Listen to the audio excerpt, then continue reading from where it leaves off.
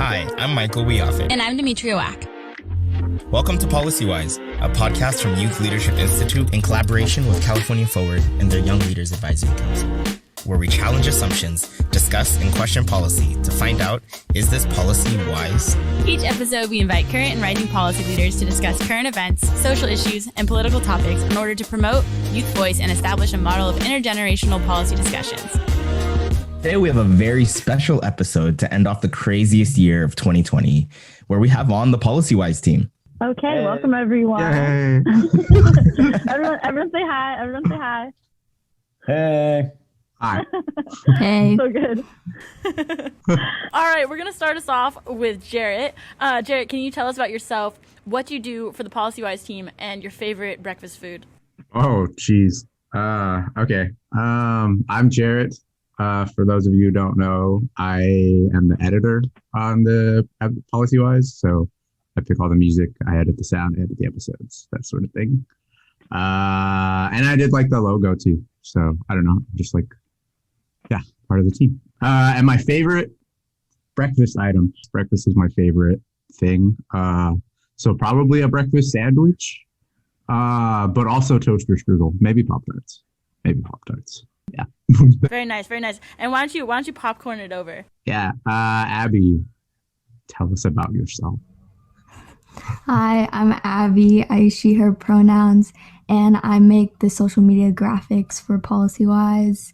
And my favorite breakfast? Okay. I'm like pretty bougie, not gonna lie. So I love a good avocado with like some garlic salt. That's so good. Or like if you want to be extra bougie, you can like put it on bread. But yeah, that's probably my go-to if I have the opportunity. And Are you putting a poached egg on there? That's like too much effort for me in the morning. But if someone were to do that for me, I would enjoy it, you know? She really hit us with the avocado toast, y'all. Yeah. I know, not to be so California, but no shame. Hey everybody, I'm Tim, he, him pronouns, and I work for YLI, and I get to be in the front row watching the PolicyWise podcast fly every week, which is the best. You know what? My apps, I don't make it very often, but the best breakfast that can happen is a delicious breakfast burrito. I could not agree more. You got to get some eggs in there. You got to get some, listen, you can go chorizo or you can go ham. But the bottom line is you just need a breakfast burrito. That is the best possible thing. You can get a chorizo? Oh. I liked everything that Abby and Jarrett said too. You can have chorizo? Tim, it's so good. Tim, you're about to bring up an age-old argument within our office. Yeah. I also do like breakfast. I've been making a lot of breakfast sandwiches. So, I just think that there's something about breakfast burritos. You got to run and grab one from your favorite spot with your friends. Oh, hit the road trip time. I don't know. I'm just saying. It's so good. There was like with one of our old offices at the No, there was like this argument that started about which is better, sandwiches or burritos. And I'm not kidding. This like topic, like it like took years. I think burritos won in the end, but like the correct answer is tacos. Oh, and then there's that, yeah. but is a taco a sandwich? I don't know. Yeah, is it a wrap? We're gonna start this. Came first, the chicken or the egg? I feel like a taco's closer to toast. You know, it's just a single. Yeah, it's like an open faced sandwich. Yeah. Okay, well, really quickly, I feel like you all undersold yourself a lot. So I think Michael and I should just tee everyone up like a little bit more. Basically, Abby does like every single week that you see anything come out policy-wise on any of her social medias, Abby's created it. She's also like a huge part of the brains behind the operation of like developing everything and providing extra input.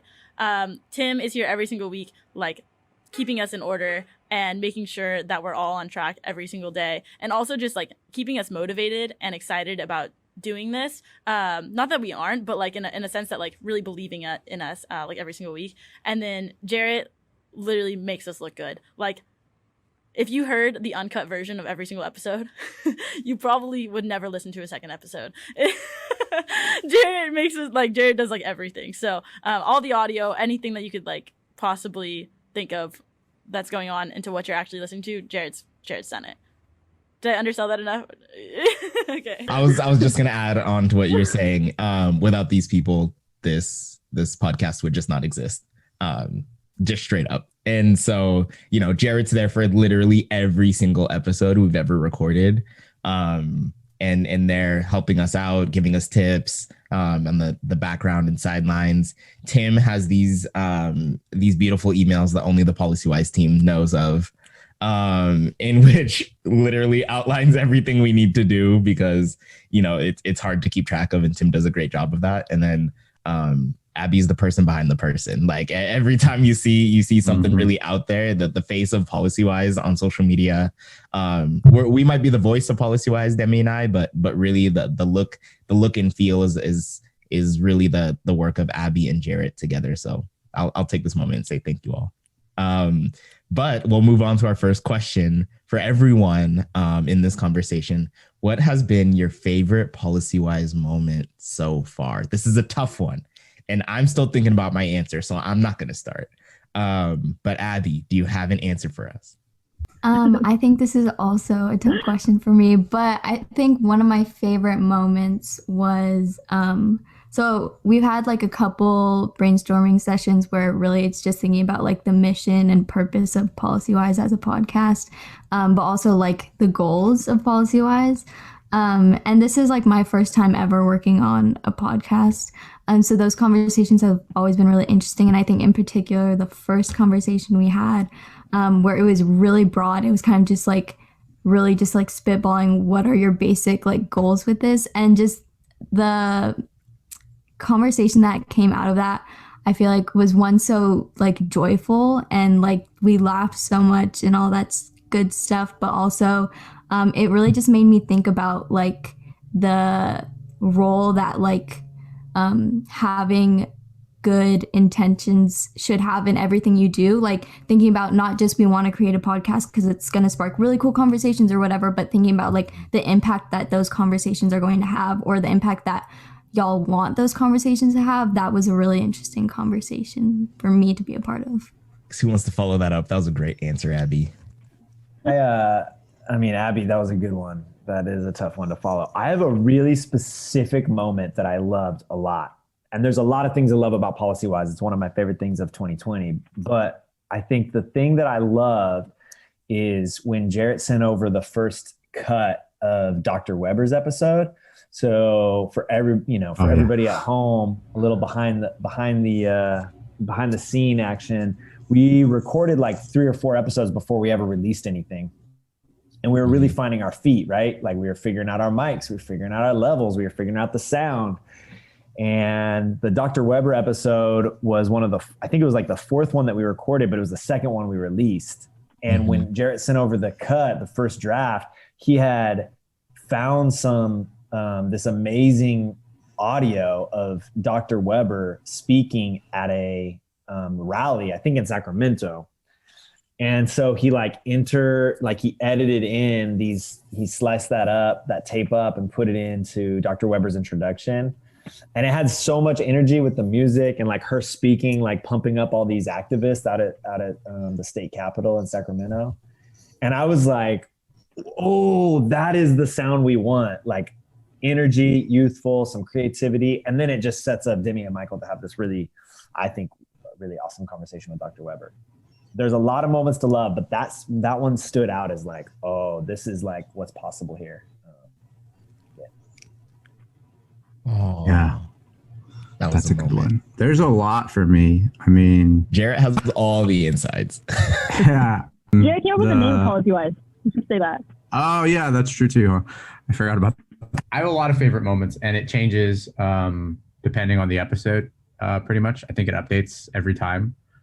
Actually, my current new favorite episode or like moment is Nick's episode. I really, really like it. And I think after I got some feedback about like what's working and what's not working from like some people who had been listening since the beginning, and that's cool too, knowing that we have like people who have continued to listen, and I really appreciate that. but now I don't know. It changed the way that I want to do it, and yeah, so I'm just excited about newer episodes. I'm sitting here and I'm having such a hard time picking out one moment. Mm-hmm. So if y'all don't mind just me touching on a couple little ones. So yeah, go for it. The first one I have to bring up is like the genesis of PolicyWise. Like before we even knew PolicyWise, it was Demi and my first conversation. Like when we were just like, hey, you want to do a podcast? Like that first, like when we were just literally our ideas, now that I look back, I'm like, wow, what were we thinking? But like some of them really came out great. And then some of them like definitely ended up in the trash. So that was one of the great moments. The second one, I think, was when we all came together for the first time and we didn't really know each other that well. Like I'd worked with Tim. I never met Abby. I never met Jarrett, but we're sitting here on this call and we're just like, okay, so we're the ones to make this podcast. And so, so where do we start? Like, what do we do? And it the ball started rolling and it turned into what we see now as PolicyWise.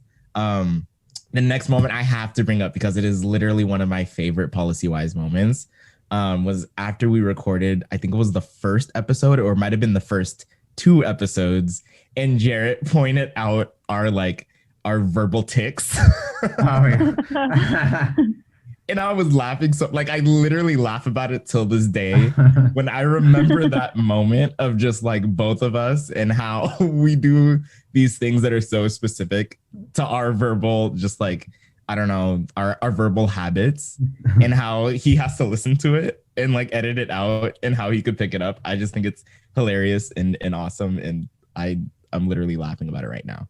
All right. Thanks y'all for indulging me. Demi? Okay. Since I'm last, I have had time to think of a couple as well. So the first is I think it was our first episode. It was with Ellie and Grant, and they were just like talking to each other, and it was just like this connection happening over Zoom, which is just exciting in general these days. It was just like nice to see that all kind of like working out and being like, wow, like, this happened. Like we created this, space, and like, it's like kind of working. And like, I know, I hope they're still talking to this day, because it seemed like this could be like a really cool connection. So that was really great. And then the other thing that I really enjoyed was just like, and still to this day, is like Michael and I re-recording the same things over and over again. Like every single intro Michael and I have done like 90 times. And every single time it's like, we just know now, like going into it is like, we're gonna mess up like 4 times before we actually get like a decent one. So that's really nice. And then, yeah, just getting to talk to the team every single time, which I think is like a really good feeling, just because I was so nervous for like the first like 4 or 5 episodes. How many episodes we have? First like 9 episodes. But like now it's actually kind of fun. Like I look forward to recording. I look forward to these every single time. So that's always really good. So now that we know what we did like, what are we all looking forward to during 2020 for PolicyWise? And let's start it off with Jarrett.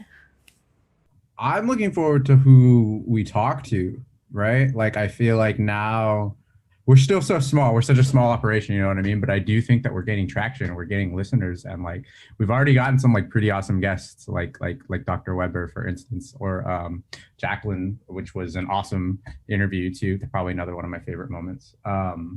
So like I'm curious to see who we can get next now that we're just sort of. I think our plan, the whole team's plan. We have this conversation where we're just kind of gonna go for broke and just ask whoever we want to like try and get on here, and I'm very excited to see who we get to talk to us.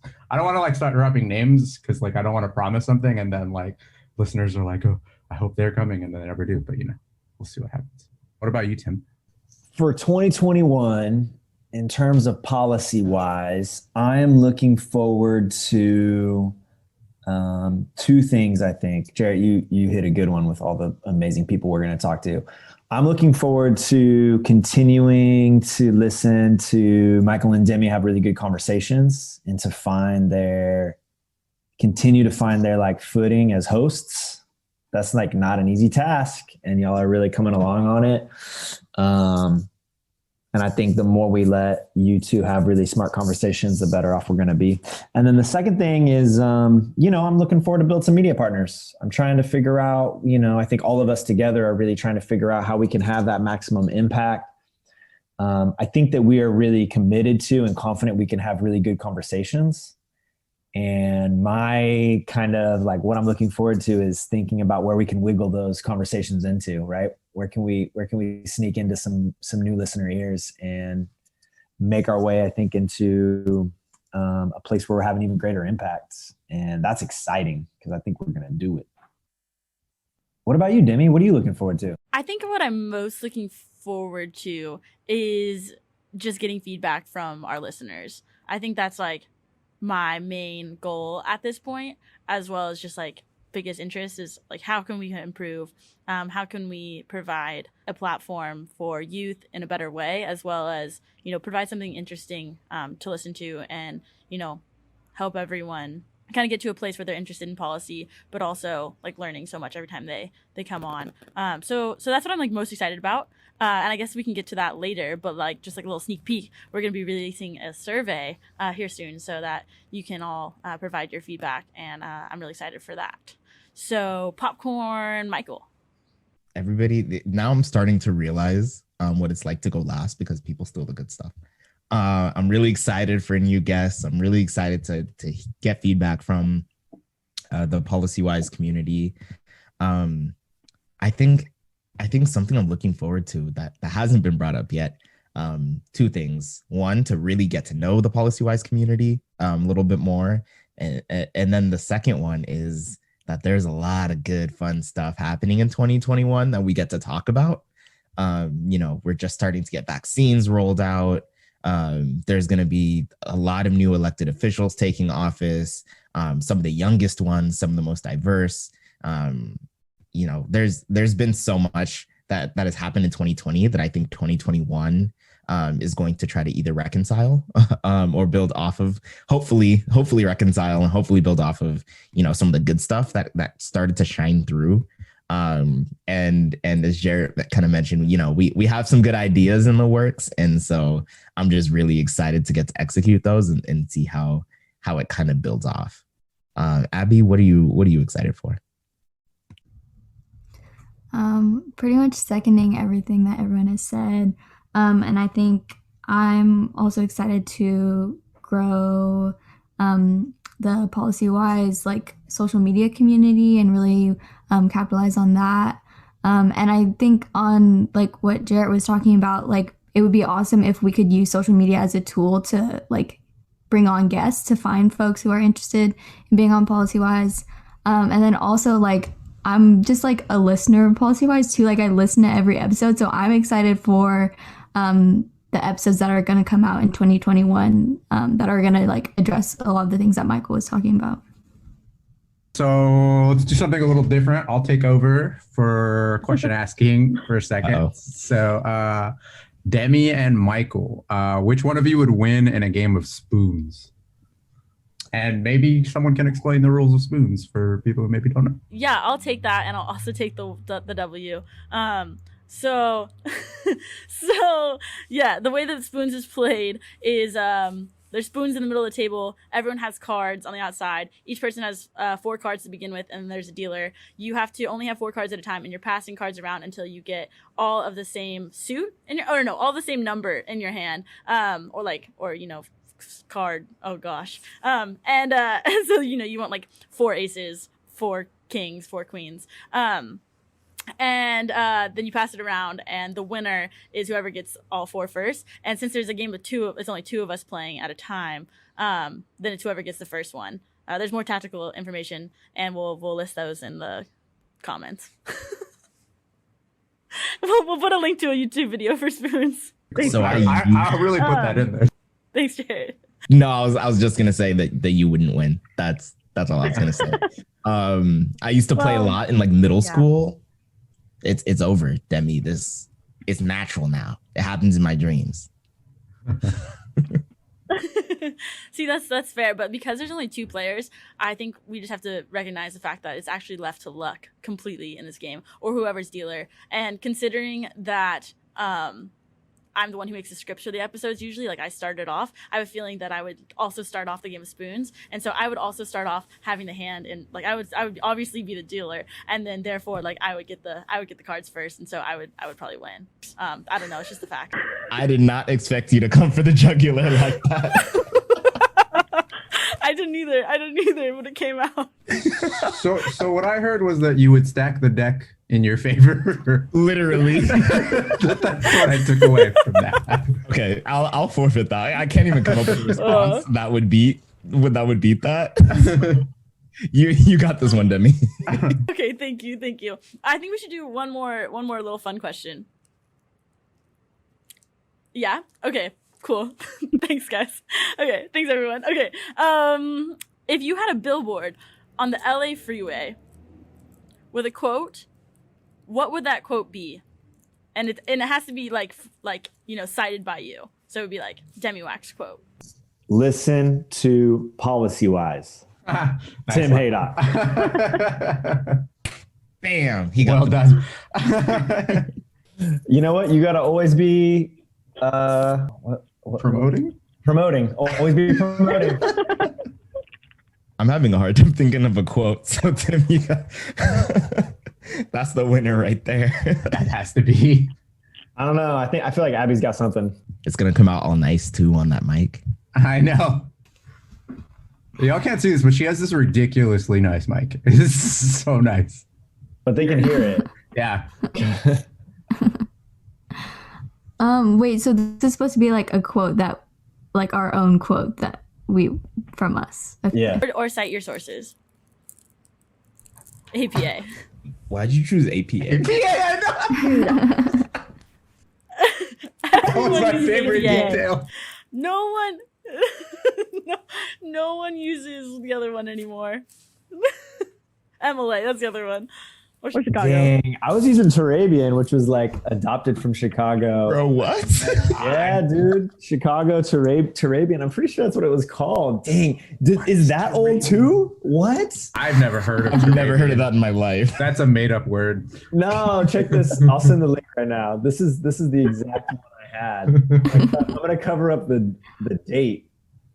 It sounds like an Indiana Jones movie. Indiana Jones and the Temple of Turabian. Kate Turabian from Chicago. Oh wow, that's a crazy link right there that I sent. Oh, that's what I used. That's not real. That's Put that in the sources too. That's fine. If we want to use APA, that's fine. Just a lot of. I didn't sign Do off we on not use APA. classic MLA anymore? Yeah. You know what? That's what I'm looking for in 2021. We're gonna come out with our own PolicyWise style guide. Oh, yeah. Yeah. Sorry, Abby. We totally stole your thing.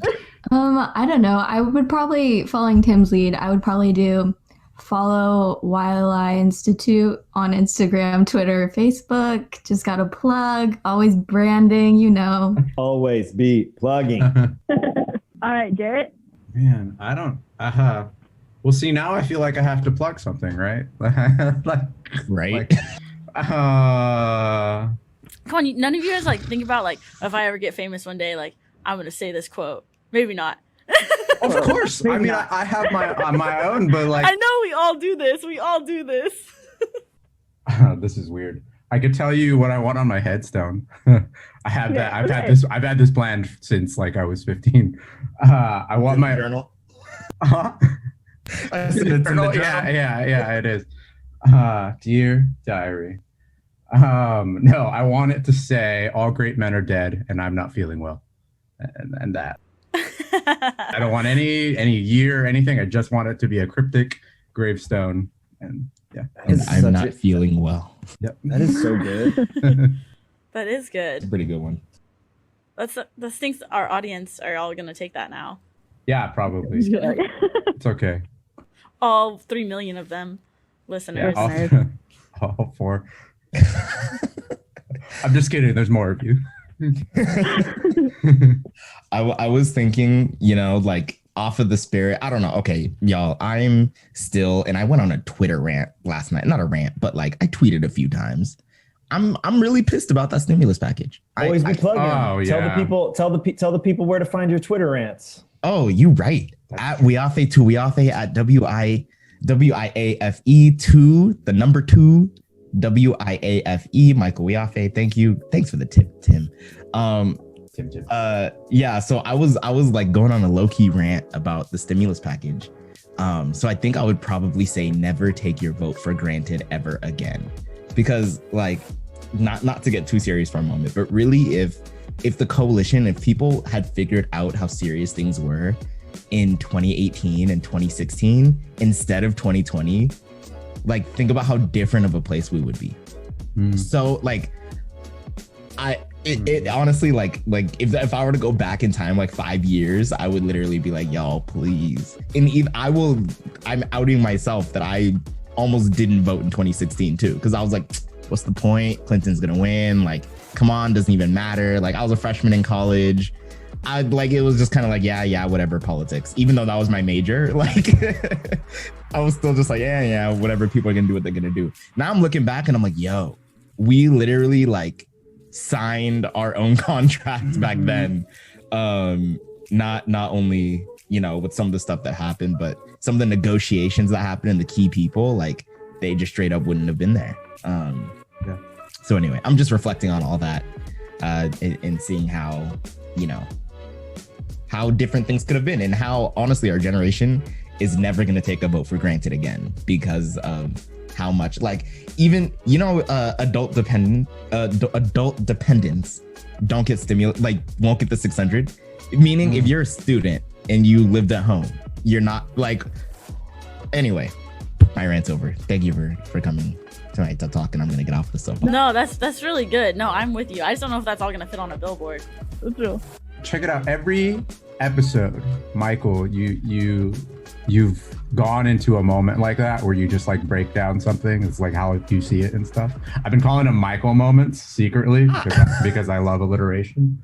So yeah, anyone who's listened, I think from the beginning, can recognize the Michael moment now. Yeah, these are the things that Jarrett will pick up.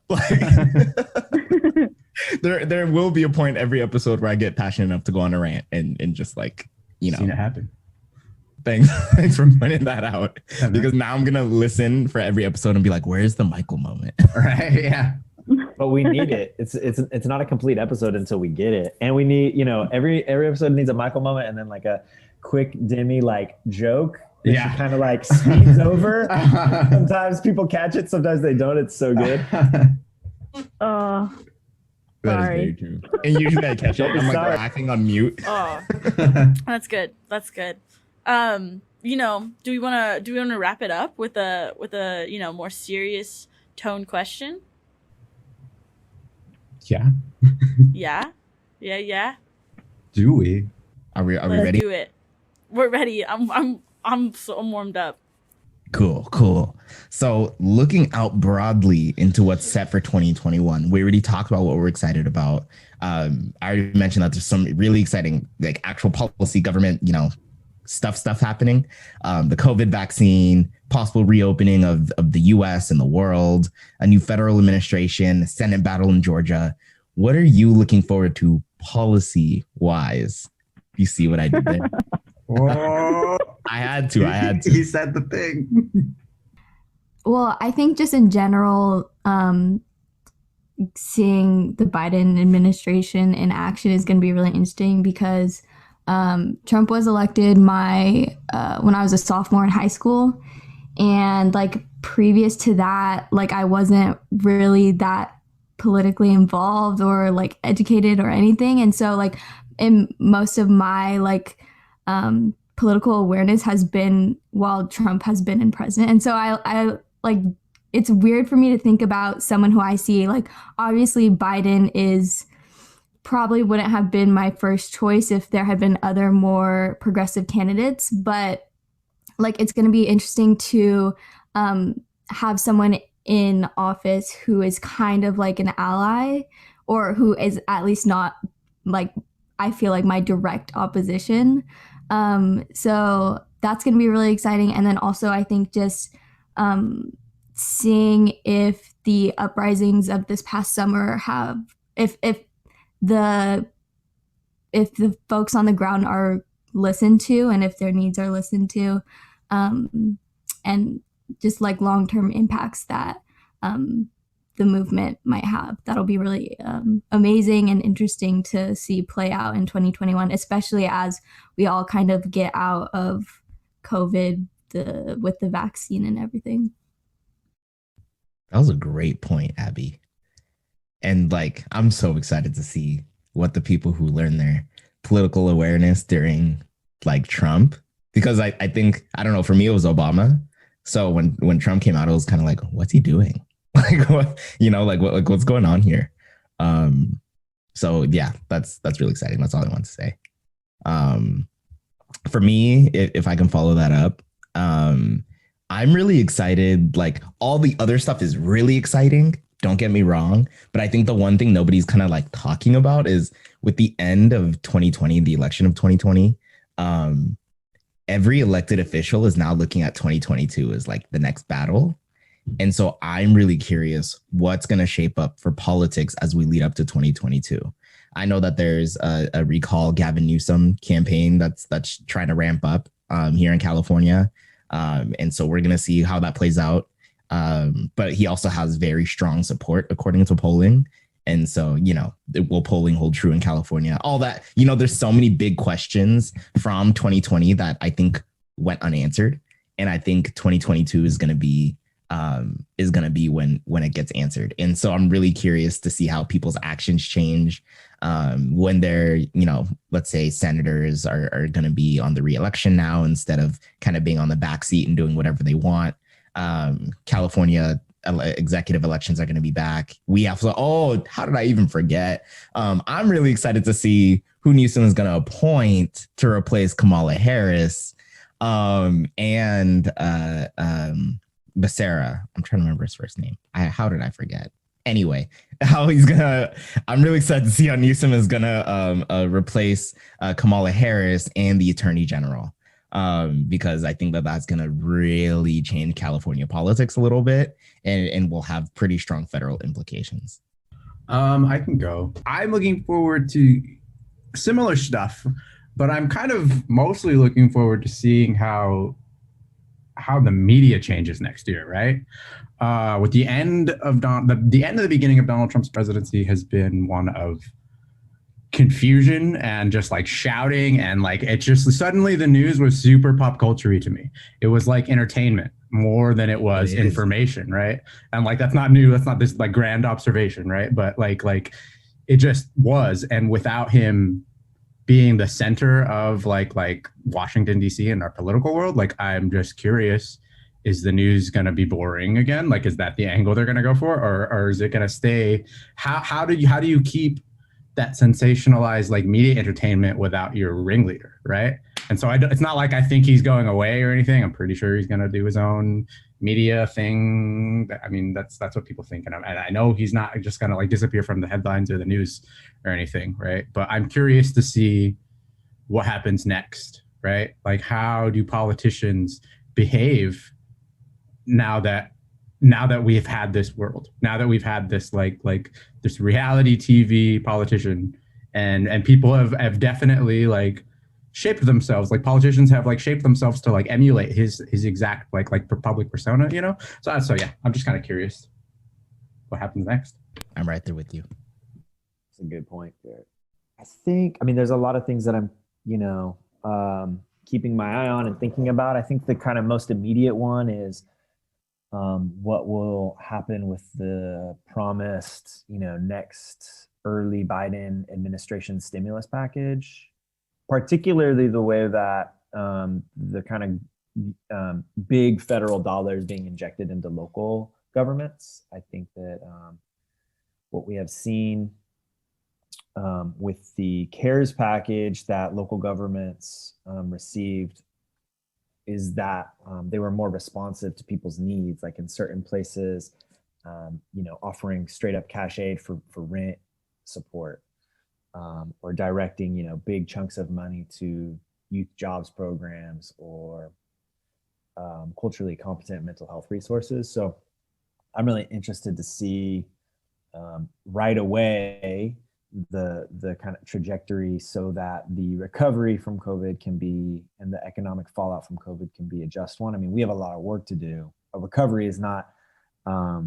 guaranteed to be just in any way. And in fact, we have a pretty bad track record of recoveries being just. And so I'm really curious, like what, how much, and kind of like what the total package will look like, so that we see local governments really being able, I think, to come up with creative solutions for those that are most impacted in the new year with some, with whatever the Biden stimulus package will be early on. So that's something that I'm definitely keeping an eye on and thinking about. Yeah, first, I think those are all all things that I'm very interested in and exciting in and happy that everyone highlighted. Just in like a personal sense, I'm really interested in international stuff. That's what I'm studying at school, and definitely been on my mind a lot. And I think one really important thing that's happened during this last year is so many issues that were already going on finally got like highlighted, and we talked about some of them I think already, but I'm excited to see what actually happens with racial, financial, gender problems that have just been exacerbated during the pandemic, and how they're actually dealt with by policymakers. Are people coming to a point where they're so overwhelmed by everything that's going on, where policymakers are just become apathetic and just be like, there's too many problems, we're just going to kind of go back to normal? Or are we finally going to see a big switch in how we tackle issues and see a big change to the way in which we deal with these bigger systemic issues? And that's what I would love to see policymakers do, is to really tackle like the root causes of issues, both in the sense of localized issues, but also bigger, grander scale, like local, statewide, federal, but also like international issues. Like I want to see big climate change things happening. I want to see big efforts to understand international development, big efforts to understand the way in which racial inequities are affecting communities all around. And I'd like to see the United States in particular take a stance in global issues that sees themselves as part of the globe, not in a way in which like it's not like the United States and then the world. It's like, no, we're part of this world, and we have like not only a responsibility but like a humble position within this global society. So that's what I'm really excited for. We'll see what happens. I have hope. And I'm excited to see the way in which young folks look at those different issues and highlight those issues for our policymakers as well. That was dope. I mean, I think everybody's responses were on point. Are there any other questions y'all want to ask? Can I ask the audience something? Ooh. Yeah, nice. Yeah, is that cool? What's your favorite episode? No, Jarrett.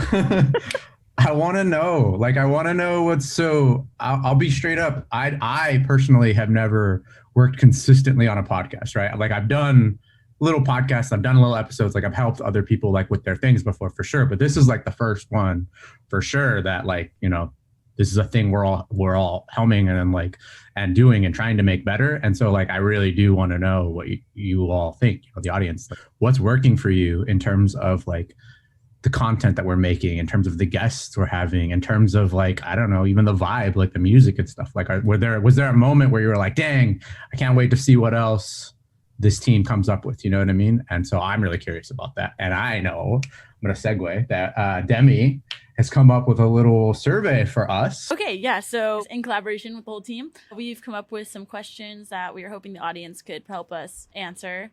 And basically, it's just an attempt for us to understand how we can best serve you all and, create a platform which you all appreciate and enjoy and learn from. Please check it out. Thank you so much for tuning into this episode as well. It's been really fun. Let us know if you like it, and have happy holidays. Engage with us on the media. See you in 21. Thank you, everyone. Always be plugging. Always. Oh, that's right. At Demi-Whack. Oh, Demi_Whack on Instagram. That's what my billboard would say. Didn't even know her own name. And now our audience knows that I don't control the social media at all. All right, y'all. See ya. Thank you. Boom.